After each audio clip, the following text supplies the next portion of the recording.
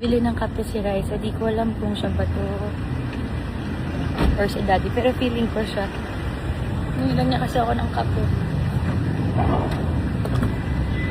Daddy, si Raisa bumili. Pwede po ba sakay?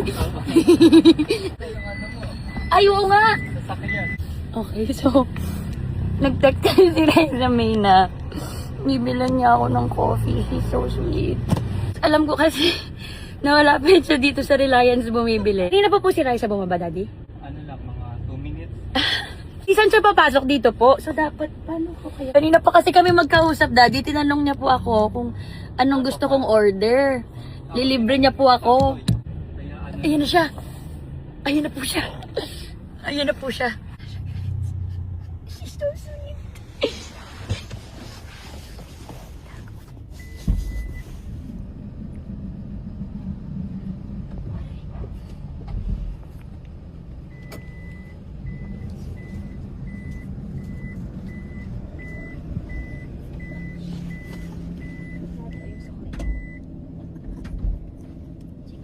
Anong Gcash mo pala?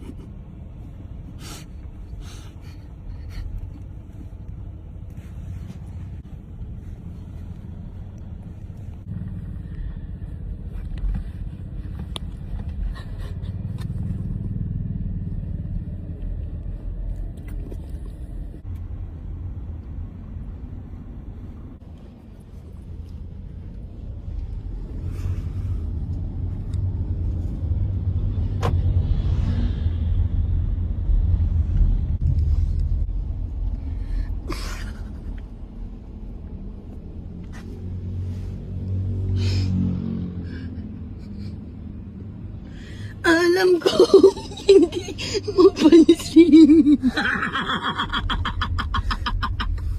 Ano ang ginagawa mo dito? Ginawa ko. Music.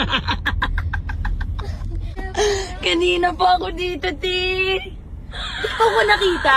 Hindi. Hello, See? so sexy kasi. I know, that's why. Pinagdudaan pa ako ni Daddy kasi pagbukas mo doon makikita mo kagad. Sabi ko, Daddy, Sexy mo kaya? hello. Grabe. Are you happy Wala, to see hindi kita me? binabackstab. Tapos narinig ko, umiiyak ba si Daddy? Tapos wala pang music.